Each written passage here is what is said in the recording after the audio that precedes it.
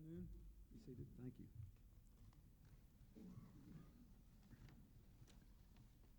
Before I take your questions, I would like to make a brief statement about the balanced budget that I will send to Congress next week.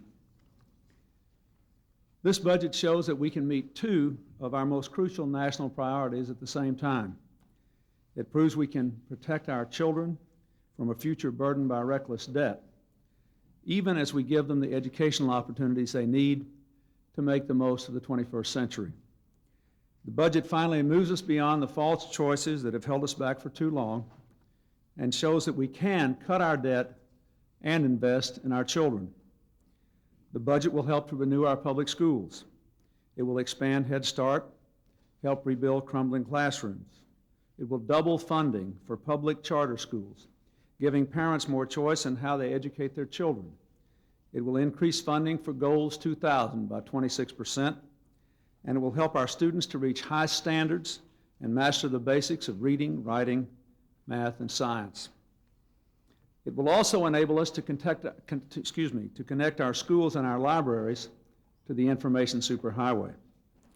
The budget more than doubles our investment in technology to hook our children up to computers and the internet, and it increases by 1/3 our investment in partnerships with teachers and industries to develop quality educational programming and technology. In short, the budget will connect our children to the best educational technology in the world. It will also open the doors of college education wider than ever before. I'd like to take a minute now simply to outline our unprecedented commitment to higher education. With this budget, national support for college education in the year 2002 will be more than double what it was on the day I first took office, going from $24 billion to $58 billion per year. The budget will fully pay for a $1,500 a year tuition tax credit, a Hope Scholarship for the first 2 years of college to make the typical community college affordable for every American, and to achieve our goal of making 2 years of college education as universal as a high school diploma is today. It will also allow a working family to deduct up to $10,000 a year for taxes for the cost of any college tuition or job training. And with our special IRA for education, most parents will be able to save for college tuition without ever paying a penny in taxes. In addition, my balanced budget takes further steps to widen the circle of educational opportunity. It provides a 25% increase in funding for Pell Grants, the largest increase in the maximum scholarship in 20 years, so that over 4 million students will get up to $3,000 a year. We'll make 130,000 more students eligible for these scholarships.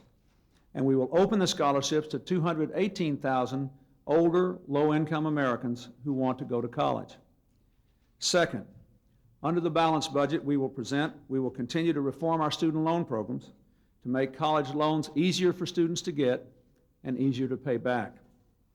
We will cut interest rates on loans to students while they're in school. We will cut loan fees for 4 million low and middle income students in half. Fees on 2.5 million more will be cut by 25%. Taken together, these two steps will save American families $2.6 billion over 5 years. Third, we will increase funding again for work-study positions for students. That will take us over about a 3-year period from 700,000 work-study positions to 1 million work-study positions per year. And it will help us to meet our goal of getting 100,000 of those work-study students to participate as tutors in our initiative to make sure that all of our 8-year-olds can read independently. To encourage community service, we will also provide tax incentives to encourage loan forgiveness for students who, after college, choose professions that give something back. People who use their education to work as teachers in homeless shelters, as doctors in remote rural areas. Altogether, these proposals will move us much closer to our clear national goal, an America where every 8-year-old can read, where every 12-year-old can log onto the internet, where every 18-year-old can go to college, where all Americans will have the knowledge they need to meet the challenges of the 21st century.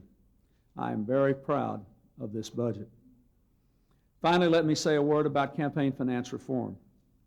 We all know we need to find a new way to finance our campaigns and to bring the aggregate spending levels under control.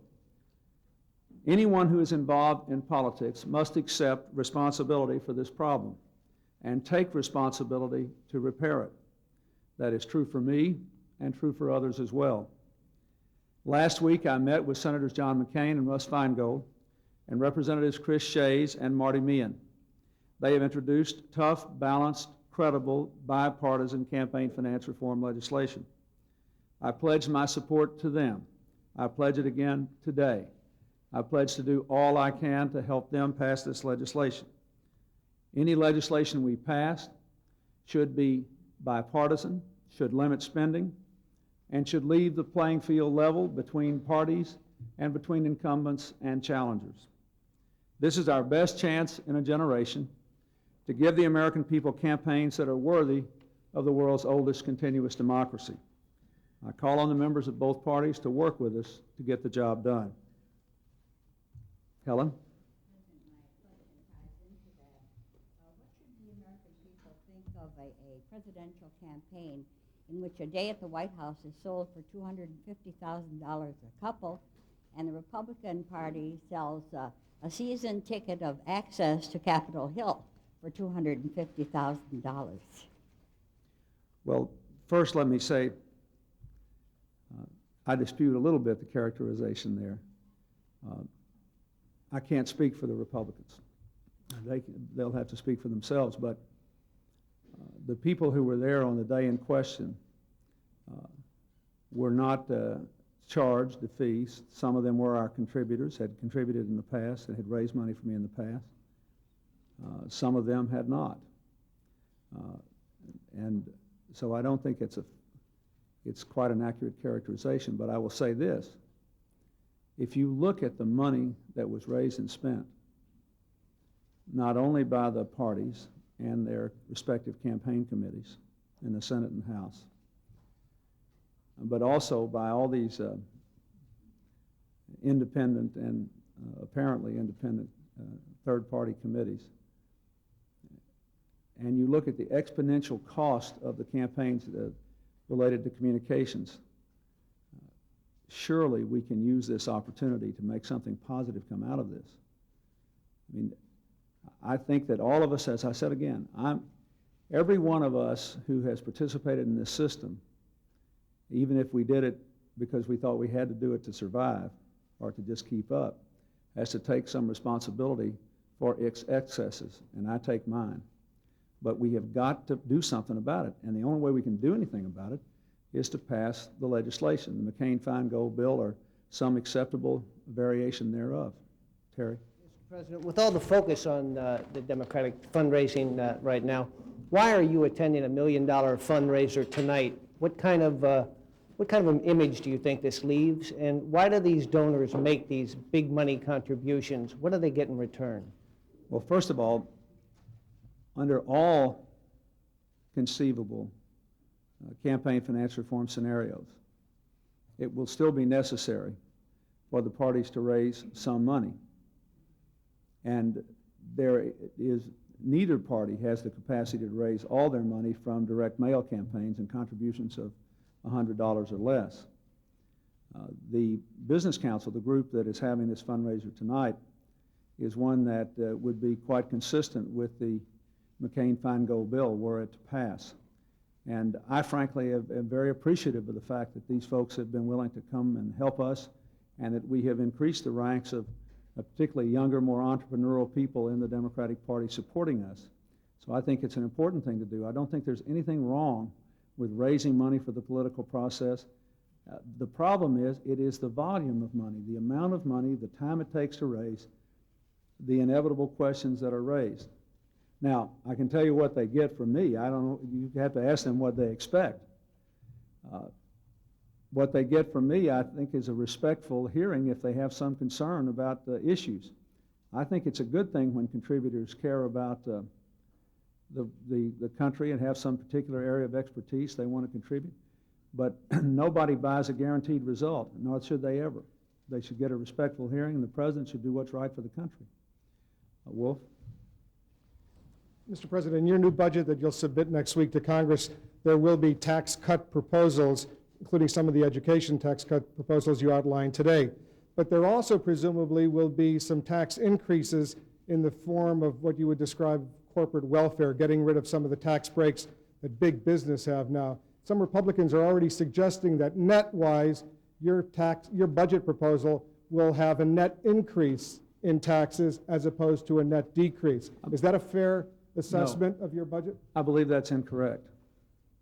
And let me say, I also believe, and again, I'm speaking from memory now. I have not discussed this with Mr. Raines in the last several weeks, but I believe that, number one, I believe it's incorrect that we do have a net tax cut. Number two,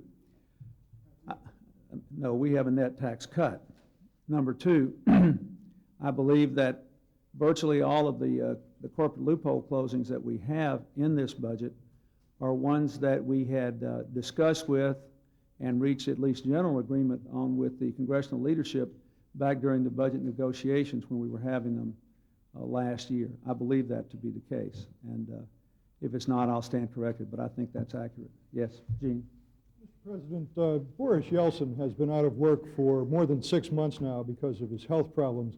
How has that affected your ability to do business with the Russian government? And a related question, how will Yeltsin's health problems affect the timing and location of the next U.S.-Soviet summit, which had been set for March? First, let me make the most important statement I think I can make to your question, which is I have no private information that is inconsistent with the public statements of the Russian government on President Yeltsin's health. I have no reason to believe, based on any information I have, that his condition is any different from what the Russian government has said it is, first thing. Secondly, I have been very impressed by the extent to which President Yeltsin made appropriate delegations to Mr. Chernomyrdin during the period of his convalescence leading up to the surgery, and then in this period after the surgery when he developed his illness. And the Vice President and Mr. Chernomyrdin are going to meet pretty soon, and their ongoing relationship. We have a huge full agenda, and we have been given no impression by the Russians that we aren't still going to have the Yeltsin-Clinton meeting in the March timeframe. I think it's very important. You know, we have to work through the NATO-Russia relationship in connection with expansion and other issues. We have a lot of other security issues. We have to deal with the START 2 issues and where we go after START 2. We have a lot of economic issues that are still to be resolved. And so I think we'll go right on, and I expect to have that meeting in March, and I expect it to be an important one, and I hope a successful one. Mr. Donovan? Mr. President, in your inaugural address 8 days ago, you outlined some quite lofty goals, for example, the education proposals you were speaking about today. But in the days since, many questions in the press and in Congress have focused on issues like campaign fundraising. My question is whether you are worried that the well is being poisoned even now for the realization of these goals before you can even get out of the gate, particularly on the issue of bipartisanship. No. But all I can do is speak for myself. I have tried to conduct the presidency and to guard my words in a way that would make it clear that I intend to follow through on my commitment to try to establish a working partnership and a dynamic center, not a stable, stale one, but a dynamic one with people in both parties. I think we will have to continue to work on that. As these, you know, just a few days ago, when someone asked me if I thought that in the House the issue over the Speaker would poison the well, and I didn't, and I don't think it has. I just think that when matters come up that have to be dealt with, they need to be dealt with and disposed of. But the American people expect us to focus on how we can lift their lives and improve our conditions and move our people together and deal with the things that are before us. And I think if we do that and do it in a good faith way, we'll be able to go forward. Now, I'm very encouraged. Let me just say this. The most encouraging thing has been, to me, the way that my budget proposals have been received. Even in criticism, they have not been reject it outright. If, 4 years ago when I came here, and nobody in Congress took a president's budget seriously. They said, oh, his budget scenario is always rosy, the numbers are always cooked. And we now have 4 years in a row when I presented conservative budget figures, when we brought the deficit down by over 60%, and when now both sides are keeping their powder dry enough to create the possibility we can reach a balanced budget agreement. So on balance, I'm still quite hopeful. Peter? Mr. President, both your Attorney General and the FBI Director recently expressed concerns about the level of cooperation from Saudi Arabia into the investigation into the bombing that killed 19 American soldiers last year. What's your assessment of their level of cooperation, and do you have confidence in the security of the U.S. men who are still on duty there? Let me answer the second question first. We have worked very hard, as you know, since the Khobar incident, to enhance the security of our armed forces personnel in Saudi Arabia. In that endeavor, we have received the cooperation of the Saudi government. We have relocated a large number of people. We have done a lot of work. We've invested a lot of money. So have they. And we believe that there is no such thing as a risk-free world, but we believe that our armed forces are more secure today. And we feel good about that. On the investigation, clearly, for our point of view in our government, the FBI is in charge of that. They have sought the answers to some more questions. The Saudi government has assured us that from the very highest levels that they would get answers to those questions. And so I expect that to happen. And that's all I can tell you at this time. The process is ongoing, the investigation is ongoing, the relationship is ongoing. As you can imagine, this creates an investigation of this kind raises all kinds of complex questions about the cooperation against sovereignty, about what other interests of that nation might be in play. But I'm confident that in the end, they will do what I have been assured personally by the highest levels of the Saudi government they should do. So you're satisfied with the level to this date? Well, it's still in process. We have to see if it comes out all right. But we still have, there are further requests for information that are ongoing. We'll see how it comes out. Yes, Mr. Nika. Mr. President, the Chinese have been making a lot of noises about clamping down on civil liberties in Hong Kong. How concerned are you about this, and will this upset our relationship in any way? Well, it wouldn't help anything. I'm concerned about it, and I think we don't know yet what's going to happen, but the Chinese have basically said that it would be a part of China, but its system would be left intact. And I think there may be some ambivalence about what it means to leave their system intact. And I think maybe some would assume that you could impose political uniformity on Hong Kong and leave its economic vibrancy intact. It really is, in some ways, almost a perfect open market, you know. And I don't know if that's true or not. It's a complex society. I think anyone who's ever been to Hong Kong more than once, and I've been there on several occasions in my life, probably leaves with the feeling I have that you could go there 1,000 times and you might not ever understand it all. It's a complicated society. And I'm not so sure that it can exist with all of its potential to help China modernize its own economy and open opportunities for its own people if the civil liberties of the people are crushed. So I think it would be wrong on its own merits, but I think it might wind up being less useful to China. So I would hope very much that they would look for ways to maximize the continuation not only of the economic system, but of the personal freedoms that the people of Hong Kong have enjoyed in making it such an economic engine. Yes? Mr. President, the Lippo Group hired your friend Webb Hubbell after he resigned in a scandal from the Justice Department, and just a few months before he went to jail for embezzlement. So far, no one has been able to determine what kind of work he was doing or why he was paid a sum reportedly in excess of $200,000. Does anything about this arrangement strike you as unusual or suspicious? And given that there have been public suggestions this money was offered to encourage his silence before the Whitewater investigator, have you taken any steps yourself to assure yourself that this is not the case? Well, first of all, I didn't know about it to the best of my recollection, I didn't know anything about his having that job until I read about it in the press. And I can't imagine who could have ever arranged to do something improper like that, and no one around here know about it. It was just not, we did not know anything about it, and I can tell you categorically that that did not happen. I knew nothing about it. None of us did before it happened. And I didn't personally know anything about it until I read about it in the press.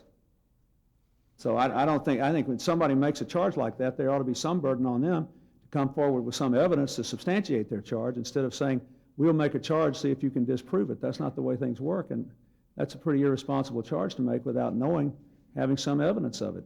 And I'm just telling you, it's not so. Yes, Rita? Back on this issue of fundraising, you've talked about it maybe in general terms, but specifically last week, the White House put out a list of coffees. It showed that at one coffee that included the comptroller of the currency, the secretary of the treasury, there were people bankers who had contributed something like $325,000. You attended that coffee. There was another coffee with another regulator of the Consumer Product Safety Commission. Something like $500,000 was contributed by people who were at that coffee. And I wondered if, in retrospect, you had any feelings about, number one, regulators being at political coffees, and also your own participation. Obviously, you're not going to be doing this again for your own reelection, but is this something that you have decided you will continue doing? And what have you come to in your own mind on this issue? I have a different opinion about my participation than the regulators' participation. First, let me tell you about I can only comment on the first instance you mentioned, the bankers' meeting. I think it is an appropriate thing and can be a good thing for the President and for the Secretary of Treasury to meet with a group of bankers and listen to them and listen to their concerns, and if they have certain issues, to explore those issues. I can tell you categorically that no decision ever came out of any of those coffees where I or anyone else said, this person is a contributor of ours, do what they ask us to do. But I think those meetings are good. I think the President should keep in touch with people. I think he should listen to people. I never learn very much when I'm talking, and I normally learn something when I'm listening. So I think that they're good. In retrospect, since the DNC sponsored it, I do not think the comptroller of the currency should have been there. I agree with Mr. Ludwig, and he should have been told who was sponsoring it, and it would have been better had he not come. I agree with that. But I think there's a distinction to be made between the President meeting with people, listening to them, and then at least if they raise some serious issues, having them looked into. But I never made a decision for anybody because they were contributors of mine. But I do think it's important to listen to people. But you're right, or he was right, it would have been better if he had not been there. Regulators should not come to meetings that are sponsored, have any kind of political sponsorship, I don't think. Do you intend to keep going Yes, go with ahead. these coffees, sir? Do you intend to keep going? I don't know, with but I these can tell you coffees? that I intend to keep going with coffees. I don't know whether they'll be sponsored by the DNC or whether we'll just bring them in through our own regular offices. But I also had lots and lots and lots of coffees over the last 4 years that had nothing to do with the DNC, where a lot of people came, were not contributors or even active supporters of mine, but they were from different walks of life around the country, and I found them very helpful, where I just sit down and talk for 4 or 5 minutes and then listen for an hour or so and maybe ask questions based on whatever people had to say to me. I think it's an effective way for the President to hear firsthand how the operations of the government or developments in the country are affecting people. So I think that the coffees themselves are a very good device. But I do believe, particularly if sponsored by a political party, it's not appropriate for the regulator to be there. Yeah, go ahead, I'm sorry. We'll go. A number of Democrats in Congress oppose a balanced budget amendment to the Constitution unless the government promises to stop spending surplus Social Security funds, borrowing and spending them. Would you, though you oppose an amendment, you will propose a balanced budget, will you stop using surplus Social Security funds? Well, the funds that are collected on Social Security are going to be invested in some way. When you say using, what they do, they cover the deficit by basically being sold for government securities. Social Security is not therefore, in effect, separated from the government, but those securities will come back with interest to the government later on, and by then, what will have to happen is, when we start running short of money, 20 years or so from now, the government will have to have been on a balanced budget for some years by then, so that when the bonds are repaid, they can be used to pay Social Security. We couldn't, right now, neither the Republicans nor I in the Congress could produce a balanced budget tomorrow that could pass you said the Social Security funds cannot be counted, if you will, as part of the budget. But let me say, you raise an interesting question, however, which is why I don't favor this amendment. I've given the Congress a plan to balance the budget. I've made it clear that we will work with them to meet the Congressional Budget Office budgetary projections. And we're going to do this. And now they know that I have credibility because we've worked on it for 4 years and we've done almost 2/3 of the work. When you amend the Constitution, you do it forever. No one can foresee the circumstances that will come a generation from now or 50 years from now or even 10 years from now. And the way I read the amendment, it would almost certainly require, after a budget is passed, if the economic estimates turn out to be wrong, the executive branch, the President, the Treasury Department, to impound Social Security checks or to turn it over to courts to decide what to be done. And it would put us in a position, in my view, of doing things that are counterproductive. You know, the Congress, since it's about to vote on this, the House is, against the background of 4 years of stable growth and 4 years of declining deficits. But we don't know what external factors in the world might be brought to bear on our country in the next 10 or 15 years that might have terribly counterproductive impulses. If we were cutting aid to children and raising taxes in the teeth of a big recession, or we were impounding Social Security checks or something of that kind, I just think that, you know, the Congress has an obligation to think of what could happen here in the future and ask themselves whether they really want to straitjacket the United States. What we ought to do is follow prudent policies, balance the budget, and go forward, but we shouldn't compromise what might happen 10, 15 years from now with an amendment to the Constitution. I think it's bad economic policy and bad policy, and I think we're going to wind up with some decisions in the courts and some decisions on Social Security and aid to kids and other things that future generations won't be very grateful to us for, just because it seems so popular now because we haven't balanced the budget since 1969. Hey, Mr. President, Yes, could go I ahead. just follow up, Mr. President? Could I just follow up on one thing? There are a number of reform plans around that would give people part of their taxes back to put into private accounts. If it was only part of their taxes and some sort of safety net was preserved, would you favor some private accounts out of Social Security tax money? Well, first of all, I would favor nothing that would compromise the integrity of the system. Secondly, even the Social Security Advisory Commission couldn't agree on that. So I can't make a decision on that to support something like that without knowing more about it. There are 2 different options, you know, that were recommended, or 3 different ones, and I think that what we need to do, as I've said before, we need to make some changes in Social Security to lengthen its life a little bit. We don't want to start getting in trouble in 2019. It ought to have a longer lifespan than that, and we ought to do it through a bipartisan process that is either like the one that was done in 1983, or that at least consults all the people who will be affected by it. And I think if we start now, we can make modest changes that won't be too burdensome to anybody, that will secure Social Security for another 50 years, and I think that's what we ought to be doing. I wonder if we could just shift the focus briefly to something you've become much more interested in lately, the troubled capital city here. The District of Columbia Congresswoman has reintroduced her wide-ranging tax cut plan today, which offers relief on the federal level for everybody, and the working poor would indeed be eliminated, as you know. She is also saying today that she wants your help on this, and she thinks that her tax plan should be included in your new D.C. recovery plan, that the one cannot work without the other, and the time is fast slipping out for the capital city, that action needs to be taken sooner. We're going to go down the tubes. Well, let me say, I believe that we should have a 3-point plan. One is the thing that Congresswoman Norton and I agree on, that we should have the federal government assume those things that are now burdening the District of Columbia, that in every other place in the country, those costs are borne by state governments, not local governments. You can't expect any city to function and be successful if they have to pay the state's cost as well as the city's cost, raise taxes, when people can go right across the Potomac River or right up the road into Maryland and have the same cost borne in a different way. So I think that responsibility shift is important. Secondly, I think the federal government needs a more disciplined effort to see what else we can do within the resources we now have to help D.C.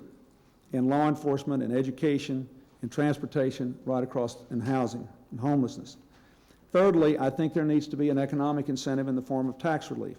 Now, I haven't seen what Congresswoman Norton introduced today. The last time this came up, the folks at Treasury and OMB thought that the proposal was more costly than we could afford.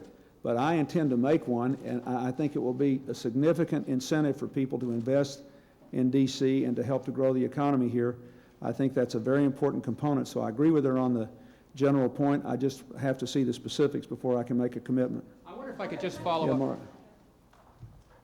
Your annual human rights report is about to come out this week. It's reported that it will say there are no active dissidents in China. They're either all exiled or they're in jail. Does this mean that your policy of constructive engagement has failed to get the kind of results you wanted to get on China's human rights behavior? It means that we have not made the progress in human rights that I think that I had hoped to make, yes. But it does not mean that if we had followed a policy of isolating ourselves from China when no one else in the world was prepared to do that, that we would have gotten better results. And I think, I still believe over the long run, being engaged with China, working with them where we can agree, which helps us on a whole range of security issues that directly bear on the welfare of the American people, like the problems on the Korean Peninsula. And continuing to be honest and forthright and insistent where we disagree has the greatest likelihood of having a positive impact on China. Keep in mind, the time horizon here for how we judge them has to be broadened a little bit. They tend to look at things on a long time horizon. They're going through some significant changes themselves within their country, economic and political changes. And I believe that the impulses of the society and the nature of the economic change will work together along with the availability of information from the outside world to increase the sphere of liberty over time. I don't think there's any way that anyone who disagrees with that in China can hold back that, just as eventually the Berlin Wall fell. I just think it's inevitable. And I regret that we haven't had more progress there more quickly, but I still believe that the policy we're following is the correct one. Jim, and then go ahead. Mr. President, some lawmakers on Capitol Hill still think it would be a good idea to appoint an independent counsel to investigate some of the campaign fundraising that occurred last year. And at the same time, what's your latest thinking on that? And at the same time, if I may, you often decry what you call a cynicism that you believe is pervasive in Washington. But given the amounts of money that were raised last year, the way they were raised, and some of the explanations for the way they were raised, isn't the public entitled to a little bit of healthy skepticism, if not cynicism, about the entire process? Well, to answer your first question, I'm going to take Bob Dole's advice, because that's a decision for the Attorney General to make. And to answer your second question, yes, healthy skepticism is warranted. But keep in mind, I would say to the skeptics, the vast majority, I mean a huge percentage, way over 90%, I don't know what it was, but the vast majority of the money that was raised by both the Democrats and the Republicans was raised in a perfectly lawful fashion, completely consistent with the requirements of the law. The vast majority of the people who gave money to both the Democrats and the Republicans were people who believed passionately in the course that those two parties were pursuing, and the candidates and what they were trying to do, and to their House committees and the Senate committees. The problem is that the margins create great problems because of the sheer volume of money that is being raised today. As I said before, it's too much money, takes too much time to raise, raises too many questions. And the cynicism is well-founded, and the skepticism is well-founded. If it becomes cynicism, then it removes the incentive on the part of the Congress to pass campaign finance reform, because cynicism, well, say it won't make any difference anyway. If you look at the present campaign laws, I think you can make a compelling case. I've not heard this point made, but I believe it to be true. I believe when these reforms arose out of the Watergate thing back in the mid-'70s, I think they worked pretty well for several years. I believe they elevated the reputation of politics, and I think the reforms worked pretty well. What happened is no system in a world changing like ours can be maintained indefinitely, because the economy changes, and particularly, look at how your work has changed. I mean, when you travel with me, you carry these little computers around and you run these pictures up on computers and you send them from the plane somewhere else. I mean, just think of all the things that have changed. This system has not been fixed in over 20 years. During that 20 years, there has been an explosion in ways of communicating with people and an exponential increase in the cost of communicating. And a system which I would argue to you really worked pretty well from after it was passed in '74 and going forward, it's been overtaken by events. So cynical, no. Healthy skepticism, you bet. We should always be skeptical. But we need to change the system. It's got to be, it's just outdated. Ellen? Mr. President, what specific mechanisms do you plan on working with the private sector in terms of creating more welfare jobs for people who are on welfare? Primarily two. One, I will offer a special tax incentive. There was a story about it today, I think in the New York Times, a special tax incentive. It'll be a 50% credit for up to $10,000 a year in pay for people who are clearly, provably hired from welfare and put into new jobs. Secondly, we have given the states, and there was a story I think in the Post today talking about how a lot of the states are trying to push this down to the community level. That's good, that's not bad. That's good, as long as they give the communities the means they need. What the second thing is that every community should know that the employers in that community, if they hire people from welfare to work, can get what used to be the welfare check for at least a year to use as an employment and training subsidy. Why? The welfare rolls have gone down 2.1 million in the last 4 years. It's the biggest drop in history. I think a fair reading of it would say about half of this decline came from an improved economy, and about half of it came from intensified efforts to move people from welfare to work. Now, I don't have any scientific division, but anyway, there's some division there. The rest of the people that are on welfare now, by and large, are people who will be more difficult to move from welfare to work and stay there. So I think, we're going to have to give some incentives, but if it works, and if every community in the country would set up an employment council and turn this into a family and an employment program like Kansas City has, and all employers have those two incentives, I think we'll be able to meet the requirements of this welfare reform bill in a way that will be good for the people on welfare and good for their kids. Kathy? Thank you. Mr. President, the chairman of the House Ways and Means Committee over the weekend laid down some markers for what he thinks would create chances for your budget to be alive on arrival on the Hill. On welfare, one of the things he mentioned was increased spending for legal immigrants, and he said he hoped you wouldn't insist on it. How do you deal with that in your budget, and will you continue to insist on it? That'll be the last question. Well, let me say, I like Mr. Archer very much, and we've had a good relationship, and I appreciate what he said about me meeting him halfway on Medicare. But there have been reports in the last couple of days about Republican governors with high immigrant populations coming back to their Republican congressional leaders and saying, please reconsider this. My budget will contain the funds and proposed changes consistent with the promises I made when I signed the welfare reform bill and when I campaigned to the American people on this issue. I believe that the bill is counterproductive in the way it treats legal immigrants who, through no fault of their own, wind up in desperate circumstances. and in other ways that I think are not good for families and children. So I will propose some changes, and I hope that when we get all through here, that, again, I hope this will be treated just like the budget issue. I would ask our friends on the Republican side and the Democrats who care as passionately about this as I do, to keep our powder dry. Let us make our case on the merits.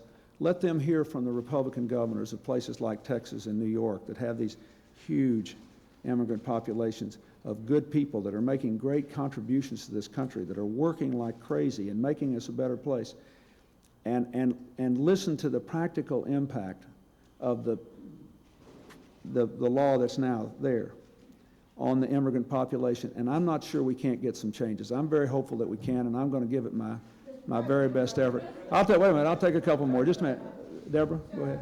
And no, Sarah next. Sarah's next. Let Deborah talk, and then we'll do. Go ahead. Follow up on Jim Miklashevsky's question. The people are not just skeptical or cynical about politics or about campaign finance. They are more specifically cynical and skeptical and suspicious of this White House, of this administration, partly because of the way information has trickled out, the way memories have been stubborn and sometimes revised at the last moment, at an opportune moment, it would seem. And I'm wondering what's new about the White House now in the way you handle delicate information and what you want to tell the people about it. First of all, I want to tell the people, when you get asked hundreds of questions, it's not possible to remember the answer to every one. I think some of these people make honest mistakes. You know, I read things in your reports all the time that aren't quite factually accurate, but I don't think you deliberately did it. It's impossible to do. We're living in a society that is deluged in information. So I think that what we all got to be candid enough to say is, no one is blameless here. It costs so much money to pay for these campaigns that mistakes were made here by people who either did it deliberately or inadvertently. Now, others, it's up to others to decide whether those mistakes were made deliberately or inadvertently. It's up to me to do what I can to clean up the system. Now, what should they believe about us? Well, first of all, I got the Democratic Party to make some unilateral changes in its fundraising policies and asked our friends in the Republican Party to do the same, and offered to completely get rid of the so-called soft money, the larger contributions, if they would. Secondly, we're out here working hard as a party, as a White House, and me personally as president, to pass the McCain-Feingold bill, which would put an end to these problems and modernize this system. So I think that's quite important. Now, I do not believe you will ever get the politics out of politics. That is, and that's not bad. I think, you know, people who fight for candidates and who help them and who help parties will be people that the people who get it, who represent them want to hear from and want to maintain access to. I don't think there's anything wrong with that. That's the way the system works, and I don't think anyone should imply that your first obligation once you get elected is to stop talking to the people that help you get there. But I think that we've got to improve the system, and I understand why the cynicism is there. But again, I will say, I'd ask you to look, way over 90% of all the people who gave money, and way over 90% of all the people who gave, of all the money that was raised, is clearly consistent with the law in both parties, as far as I know. I mean, I can't really speak for the Republicans, but I'd be astonished if that were not so. I would be astonished if it were not so. So there is no pattern in practice here of trying to push our system over the brink into corruption. What happens is there's a race to get as much money as you can to keep from being buried by the other people and to make sure you can get your own message out. And at the edges, errors are made. And when they're made, they need to be confessed, and they need to be, and we need to assume responsibility for them. And that's what I'm trying to do up here today. But I can't say, Deborah, in response to your question, that I know that any of these people who gave insufficient answers to you did it in a deliberate or deceptive way, because a lot of times people just ask questions and they don't have all the answers, and they're trying to cooperate and don't do such a good job. Sarah, go ahead. I promise you the question. The National Coalition on Health Care has issued a wonderful report. It's the largest consumer organization on the subject. And they say that at 58 million people, 60% of those people were against the present health care system as being totally inadequate, and they don't have faith in it. Now, we heard last year a lot of stuff about how people were satisfied with the most wonderful health care system in the world. Well, apparently that's baloney, according to this report. And a lot of talk being done about preserving Medicare, but Medicare won't do it. It won't do all the way to take care of the people in this country. And this report shows that they simply cannot meet the big bills of hospitals and doctors. Aren't you going to try again this year with Hillary to devise a good national health care program for this country? Well, I read that report, and I found it very interesting. But I think what that report was saying, and again, I don't want to read between the lines. All I did was read a news column on it. But I can tell you what I got out of it, and then let me respond to your question. What I got out of it was, people said, well, I may feel good about my doctor or my local hospital, but I'm worried about the security of this system. I'm worried about whether if managed care controls everything, whether I'll lose any control over important decisions affecting my life. I'm worried about whether if I lose insurance here, whether I can take it there.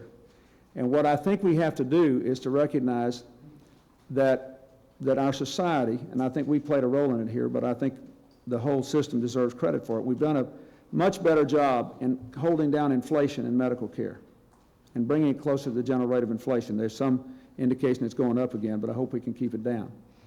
But we have done a better job of some other things, like ending the 48-hour delivery rule and all that. But we have not, or the 24-hour delivery, but we've not done enough to increase access to affordable care for people who don't have coverage, to deal with the problem that there are still a lot of children in working families that are poor who aren't covered, and to deal with the fact that there are people who are unemployed who, even though we just made it legal for them to carry their insurance with them when the Kennedy-Kassebaum bill passed last year, they can't afford to do that. So in my budget, we will have, in effect, an unemployment health insurance plan to help people, families who have insurance, keep it when they're employed. And I intend over the next 4 years to work very hard to try to find other ways, as I said, in a step-by-step way, to allow people affordable access to this system. It will never be completely stable for anyone until everyone at least has affordable access to it. There's one foreign question over there. Go ahead. Mr. President, both Israel and Syria seems willing and ready to come to the negotiating table, and they both want American diplomacy as an honest broker. Prime Minister Netanyahu will come to Washington next month.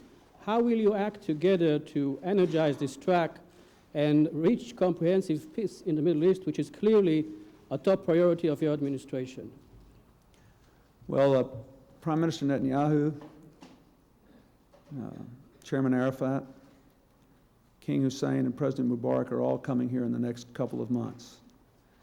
And I must say again how much I appreciate the agreement reached on Hebron and the other understandings reached between Prime Minister Netanyahu and Chairman Arafat, and the fact that so far things seem to be being implemented in an appropriate way and going all right.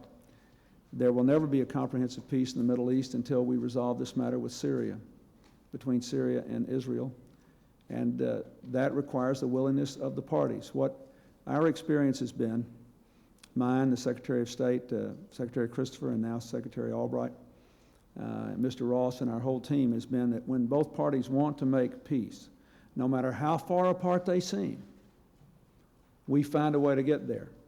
If they're not sure it's time to make peace, no matter how close it seems to an outsider, we don't seem to be able to bridge the gap. So you can be sure that that will be a major focus of our discussion, whether we can find a way to work together. Yes? Your Medicare reform plan was criticized for relying too heavily on saving squeeze from health care providers. Why shouldn't Americans who can afford to pay higher Medicare premiums pay them? Well, let me respond to the criticism. First of all, in my health care reform proposal, I supported higher income increases in Medicare premiums on higher income Americans. but it was part of a comprehensive health care reform. What I was attempting to do after meeting at some length with Secretary Shalala, who worked through these issues with me, the specifics of the Medicare reform, was to demonstrate that we could balance the budget, meet the Republicans halfway, and put 10 years on the life of the trust fund without a premium increase. If we're going to have a longer-term Medicare reform, I've never said that I would rule that out, but I didn't want to rule it in. I presented a budget that was consistent with my priorities, and I'm prepared to meet with Senator Lott and discuss that and other issues. But I presented the budget that I thought was the best budget to achieve our objectives. You've been trying to stand up all this time. Go ahead. Thank you, sir. When you are finished here, Mr. President, Senator Thompson is expected to go to the Senate floor to discuss his committee's investigation into these fundraising issues. I'm wondering if you would like to say something to him regarding White House cooperation and the possibility of looking into Republican fundraising as well. I have instructed everybody here to fully cooperate with him. My new counsel, Mr. Ruff, is going to meet with Senator Thompson and the appropriate people, and we will be fully cooperative. I think that's very important. And on the question of the Republicans, I just want him to be fair. I think it's very important to be fair and even-handed, because I'm confident that any investigations will reveal what I said, that the vast majority of people who give do so well within the law and with the best of motives. They really believe in what they're doing on both sides, and that what we need to do is find out whether there are any systematic flaws here that need to be addressed and address them. But in the end, I'm telling you, no matter what this hearing uncovers, in the end, if you want to get rid of if you want to turn cynicism back into skepticism, you have to pass McCain-Feingold or some other acceptable campaign finance reform. Mr. Cannon, I'll take one more question. Mr. President, in Chicago, the day you gave your acceptance speech at the convention, you unveiled a plan in which homeowners would not have to pay virtually any capital gains taxes. We haven't heard much about it since then, and my question is that going to be in your budget, that proposal? And will you go a little further if the Republicans want to do a little more on capital gains? The answer is yes, my homeowners exemption, capital gains exemption is in the budget. Everything I talked about at Chicago is in the budget. And the capital gains issue has never been a particularly high priority with me because I've never seen it demonstrated as a big engine of economic growth overall, and because I thought the previous, as you know, this is nothing new, the proposal that the Republicans made in their budget I thought was entirely excessive and would really almost squander money by having it be retroactive. But what I have tried to practice what I preach here. I want to keep our powder dry. I want them to keep their powder dry. I will present a budget. I know what my priorities are. I know what theirs are on the taxes. And then what we need to do is to meet each other in good faith. This and all other issues can best be resolved by an early attempt to work through to a balanced budget agreement. Thank you very much.